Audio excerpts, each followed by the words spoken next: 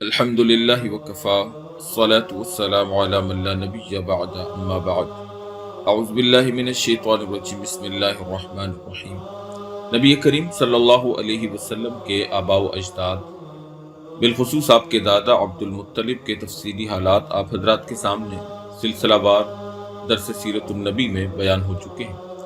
آج ہم نبی کریم صلی اللہ علیہ وسلم کے والد ماجد عبداللہ کا بیان کریں گے اور آپ کی والدہ آمنہ کا تذکرہ کچھ کریں گے۔ ابن حجر اسقلانی رحمۃ اللہ علیہ فرماتے ہیں کہ آپ صلی اللہ علیہ وسلم کے والد ماجد کا نام عبداللہ ہے، جس میں کسی کو اختلاف نہیں ہے۔ یہ وہ نام ہے جو کہ اللہ تعالی جل شانہ کے نزدیک سب سے زیادہ محبوب ہے، جیسا کہ حدیث میں ہے کہ اللہ کے نزدیک سب سے زیادہ جو نام محبوب ہے وہ عبداللہ اور دوسرا عبد الرحمن ہے، جیسا کہ مسلم شریف کی ایک روایت کے اندر آتا ہے۔ حضرت عبداللہ کا نکاح حضرت آمنہ سے کیسے ہوا؟ چنانچہ حضرت عبد المطلب جب عبداللہ کی فدیہ سے فارغ ہوئے تو شادی کی فکر دامنگیر ہوئی، تو قبیلہ بنی زہرہ جو شرافت نسبی میں ممتاز تھا، اس میں وہب بن عبد مناف کی صاحبزادی جن کا نام آمنہ تھا اور اپنے چچا وہیب بن عبد مناف کی زیر تربیت تھی، ان سے حضرت عبداللہ کے نکاح کا پیغام دیا، اور خود وہیب حضرت آمنہ کی چچا کی صاحبزادی جن کا نام حالہ تھا، ان سے عبد المطلب نے خود اپنے نکاح کا پیغام دیا۔ ایک ہی مجلس میں دونوں نکاح پڑھے گئے۔ حضرت حمزہ انہی کے بطن سے ہیں جو رشتہ میں چچا بھی ہیں اور رضائی بھائی بھی۔ اس روایت کو طبقات ابن سعد میں نقل کیا گیا ہے۔ ابن عباس فرماتے ہیں کہ جب عبد المطلب اپنے فرزند عبداللہ کو نکاح کے لیے لے کر چلے تو راستہ میں ایک یہودی عورت پر گزر ہوا جس کا نام فاطمہ بنت مرہ تھا اور تورات اور انجیل سے بخوبی واقف تھی۔ حضرت عبداللہ کے چہرے سے نور نبوت دیکھ کر اپنی طرف بلایا اور یہ کہا کہ تجھ کو 100 اونٹ نظر کروں گی۔ تو حضرت عبداللہ نے جواب میں یہ اشعار پڑھے: عمل حرام فالممات دونہ والحل لا احل فاستبینہ فکیف بالامر الذی تبعینہ یحمل الکریم عرضہ وتینہ۔ جس ناجائز امر کی تو طلبگار ہے وہ مجھ سے کیسے ممکن ہے؟ کریم النفس آدمی تو اپنی آبرو اور اپنے دین کی پوری حمایت اور حفاظت کرتا ہے۔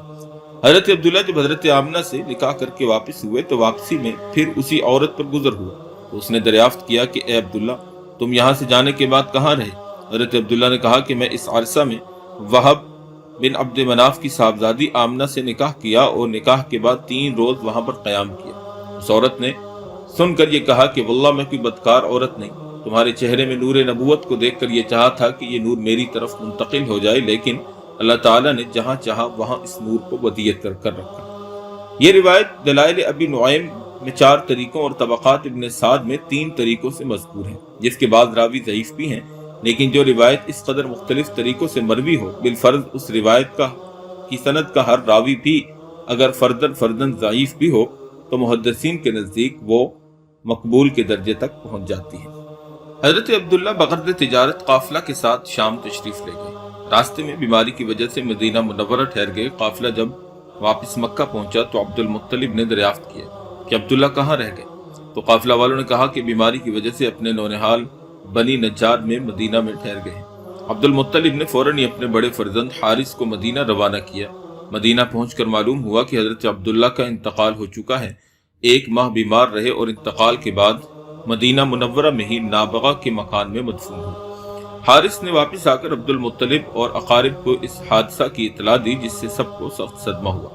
قیس بن مخرمہ سے مروی ہے کہ نبی کریم صلی اللہ علیہ وسلم نے ارشاد فرمایا کہ میں ہنوز بطن مادر ہی میں تھا کہ حضرت عبداللہ کا انتقال ہو گیا۔ اس روایت کو مستدرک حاکم میں نقل کیا گیا ہے۔ وفات کے وقت حضرت عبداللہ کی عمر علی اختلاف الاقوال 30 یا 25 یا 28 یا 18 سال کی تھی۔ حافظ علائی اور ابن اسقلانی فرماتے ہیں کہ صحیح یہ ہے کہ وفات کے وقت 18 سال کا سن تھا، اور علامہ سیوطی نے بھی اسی کو ترجیح دی ہے۔ انتقال کے وقت عبداللہ نے 5 اونٹ اور چند بکریاں اور 1 باندی جن کی کنیت ام ایمن اور نام برکت تھا، یہ چیزیں بطور ترکہ کے چھوڑی۔ حضور صلی اللہ علیہ وسلم کی ولادت سے 50 یا 55 روز قبل اصحاب فیل کا واقعہ پیش آیا، جو سیرت اور تاریخ کی کتابوں میں تفصیل کے ساتھ منقول ہے، اور قرآن حکیم میں اسی کے بارے میں ایک خاص صورت بھی نازل ہو چکی ہے۔ تفصیلی قصہ سورہ فیل کی تفسیر کے اندر تفسیر اور حدیث کی کتابوں میں منقول ہے، وہاں پر آپ مراجعت کر سکتے ہیں۔ مختصر یہ ہے کہ نجاشی شاہ حبشہ کی جانب سے یمن کا حاکم ابرہہ نامی ایک آدمی تھا، جس نے یہ دیکھا کہ تمام عرب کے لوگ یہ بیت اللہ کے لیے مکہ مکرمہ جاتے ہیں اور خانہ کعبہ کا طواف کرتے ہیں۔ اس نے یہ چاہا کہ عیسائی مذہب کے نام پر ایک عالیشان عمارت بناؤں جو نہایت مکلف اور مرصع ہو۔ عرب کے لوگ سادہ کعبہ کو چھوڑ کر اس مصنوعی اور پرتکلف کعبہ کا طواف کرنے لگے۔ چنانچہ اس نے یمن کے دارالسلطنت صنعاء میں ایک نہایت خوبصورت گرجا بنایا۔ عرب میں یہ خبر مشہور ہوئی تو قبیلہ کنانہ کا کوئی آدمی وہاں آیا اور پاخانہ کر کے بھاگ گیا۔ یہ ابن عباس سے منقول ہے، اور بعض کہتے ہیں کہ عرب کے نوجوانوں نے اس کے قریب و جوار میں آگ جلائی ہوئی تھی، ہوا سے اڑ کر اس گرجا میں جا کر لگی اور گرجا جل کر خاک ہو گیا۔ ابراہہ نے غصہ میں آ کر قسم کھائی کہ خانہ کعبہ کو منہدم اور مسمار کر کے ہی سانس لوں گا۔ اس ارادے سے مکہ پر فوج کشی کی۔ راستے میں جس عرب قبیلے نے بھی مزاحمت کی ان کو اس نے قتل کیا، یہاں تک کہ مکہ مکرمہ پہنچا۔ لشکر اور ہاتھی بھی ہمراہ تھے۔ اطراف مکہ میں اہل مکہ کے مویشی چرتے تھے۔ ابراہہ کے لشکر نے وہ مویشی پکڑے جن میں 200 اونٹ حضور صلی اللہ علیہ وسلم کے جد امجد عبد المطلب کے بھی تھے۔ اس وقت قریش کے سردار اور خانہ کعبہ کے متولی عبد المطلب تھے۔ جب ان کو ابراہہ کی خبر ہوئی تو قریش کو جمع کر کے کہا کہ گھبراؤ مت، مکہ کو خالی کر دو اور خانہ کعبہ کو کوئی منہدم نہیں کر سکتا، یہ اللہ کا گھر ہے اور وہ خود اس کی حفاظت کرے گا۔ بعد ازاں عبد المطلب چند رؤسائے قریش کو لے کر ابراہہ سے ملنے گئے۔ ابراہہ نے عبد المطلب کا نہایت شاندار استقبال کیا۔ حق تعالی شانہ نے عبد المطلب کو بے مثال حسن و جمال اور ہیبت و وقار عطا کیا تھا، جس کو دیکھ کر ہر شخص مرعوب ہو جاتا۔ ابراہہ عبد المطلب کو دیکھ کر مرعوب ہو گیا اور نہایت اکرام کے ساتھ پیش آیا۔ یہ تو مناسب نہ سمجھا کہ کسی کو اپنے ساتھ تخت پر بٹھائے، البتہ ان کی اعزاز اور اکرام میں یہ کیا کہ خود تخت سے نیچے اتر کر فرش پر ان کے ساتھ بیٹھ گیا۔ اثناء گفتگو میں عبد المطلب نے اپنے اونٹوں کی رہائی کا مطالبہ کیا تو ابراہہ نے متعجب ہو کر کہا، بڑے تعجب کی بات ہے کہ تم نے مجھ سے اپنے اونٹوں کے بارے میں کلام کیا، اور خانہ کعبہ جو کہ تمہارے اور تمہارے آباء و اجداد کا دین اور مذہب ہے، اس کے بارے میں تم نے کوئی حرف نہیں کہا۔ تو عبد المطلب نے جواب دیا، انا رب الابل وللبیت رب سیمنعہ، میں اونٹوں کا مالک ہوں، اس لیے میں اونٹوں کا سوال کر رہا ہوں، کعبہ کا مالک خدا ہے، وہ خود اپنے گھر کو بچائے گا۔ ابراہہ نے کچھ سکوت کے بعد عبد المطلب کے اونٹوں کو واپس کر دینے کا حکم کیا۔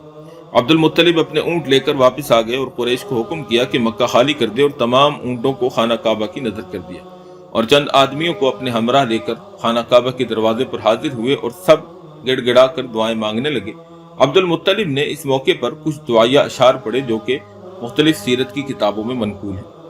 عبد المطلب دعا سے فارغ ہو کر اپنے ہمراہیوں کے ساتھ پہاڑ پر چڑھ گئے، اور ابراہہ اپنا لشکر لے کر خانہ کعبہ کے گرانے کے لیے بڑھا۔ یکارک بحکم خدا بندی چھوٹے چھوٹے پرندوں کے غول نظر آئے، ہر ایک کی چونچ اور پنجوں میں چھوٹی چھوٹی کنکریاں تھیں جو دفتن لشکر پر برسنے لگیں۔ خدا کی قدرت سے وہ کنکریاں گولی سے بھی زیادہ تیز کام کر رہی تھیں، سر پر گرتی تھی اور نیچے سے نکل جاتی، جس پر وہ کنکری گرتی وہ ختم ہو جاتا۔ غرض یہ کہ اس طرح سے ابراہہ کا تمام لشکر تباہ اور برباد ہوا۔ ابراہہ کے بدن پر چیچک کے دانے نمودار ہوئے، جس سے اس کا تمام بدن سڑ گیا اور بدن سے پیپ اور لہو بہنے لگا۔ یکے بعد دیگرے ایک ایک عضو اس کا کٹ کٹ کر گر جاتا تھا۔ بالآخر اس کا سینہ پھٹ پڑا اور دل باہر نکل آیا، اور اس طرح اس کا دم آخر ہوا۔ جب سب مر گئے تو اللہ تعالیٰ نے ایک سیلاب بھیجا جو سب کو بہا کر دریا میں لے گیا۔ یہ ساری تفصیلات زرقانی شرح مواہب کے اندر منقول ہیں۔ اس کو ارہاس کہتے ہیں۔ یہ آسمانی نشان نبی آخر الزمان صلی اللہ علیہ وسلم کی آمد کا غیبی اشارہ اور غیبی اعلان تھا۔ قریش کی یہ غیبی نصرت اور حمایت فقط اس لیے تھی کہ نبی آخر الزمان صلی اللہ علیہ وسلم عنقریب عالم شہود میں آنے والے تھے۔ یہ ان کا قبیلہ اور کنبہ ہے، اور وہ اللہ کے قبلہ کے متولی اور محافظ ہیں، اس لیے بطور خرق عادت اللہ تعالیٰ نے ان کی مدد اور نصرت فرمائی۔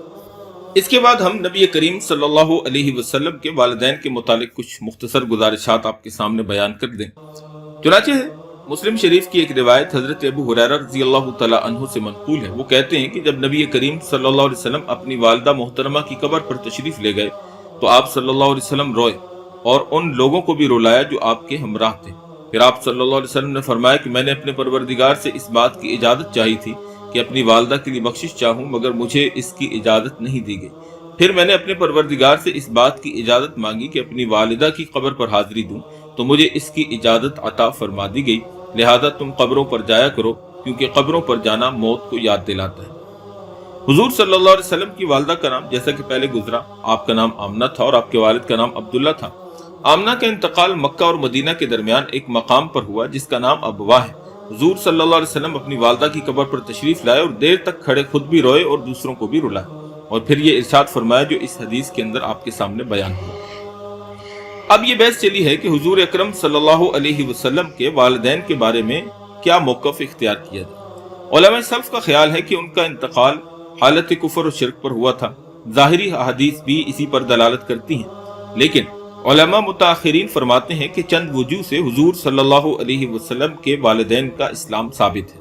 یا تو حضور اکرم صلی اللہ علیہ وسلم کے والدین ملت ابراہیمی پر تھے، ملت شرک پر نہیں تھے، یا یہ کہ وہ زمانہ فطرت میں انتقال کر گئے، ان کو کوئی اسلامی دعوت نہیں پہنچی تو وہ اپنی اصل پر تھے نہ کہ کفر اور شرک پر تھے۔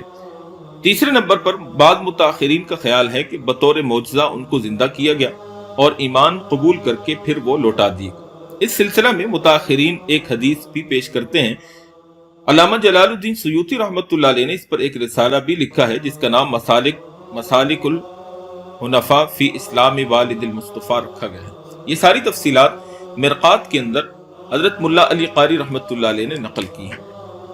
بہرحال علماء فرماتے ہیں کہ اس حساس اور نازک مسئلے میں احوط اور مختار قول یہ ہے کہ آدمی سکوت اختیار کرے اور ان کے متعلق فیصلے کو حق تعالی شانہ کے سپرد کر دے کہ وہی اس کے بارے میں بہتر جانتا ہے۔ لہٰذا یہ کوئی ایسی چیز نہیں ہے کہ جس کے متعلق ہمارا کوئی دینی اور اسلامی حکم ساتھ متعلق ہو، اور نہ ہی یہ نبوت کے لوازم میں سے ہے کہ کسی نبی کے والدین لازماً ہی مسلم ہوں۔ اس لیے اس قسم کی بحثوں کے اندر پڑھنے کے بجائے ہم اگر دین اسلام کی صحیح اور بنیادی تعلیمات کو مد نظر رکھ کر اپنے آپ کو جو ہے وہ اپنی زندگی کو گزارے تو یہ زیادہ بہتر ہے۔ باقی نبی کریم صلی اللہ علیہ وسلم کے والدین جہاں تک ایک عمومی طور پر ذہن میں بات آتی ہے وہ یہی چیز زیادہ احوط اور زیادہ مضبوط نظر آتی ہے کہ وہ ملت ابراہیمی پر تھے اور شرک اور کفر کی نجاست سے اللہ پاک نے ان کو بچا کر رکھا۔ یہ حضور صلی اللہ علیہ وسلم کے والدین، ان کا نکاح اور پھر حضرت عبداللہ کی وفات، حضرت آمنہ کی وفات اور ان کے متعلق عقیدہ رکھنے کے متعلق کچھ گزارشات تھیں۔ امید ہے آپ کی معلومات میں ان سے بہت سا اضافہ ہوا ہوگا۔ ہمارے چینل کو سبسکرائب بھی کیجئے، سپورٹ بھی کیجئے۔ کوئی اتنا خاص چینل ہمارا ہے کوئی نہیں، آپ بھائیوں کی سپورٹ چاہیے۔ اللہ پاک جل شانہ ہمیں حق کہنے کی، حق سننے کی اور حق بولنے کی توفیق عطا فرمائے۔ وآخر دعوانا ان الحمد للہ رب العالمین۔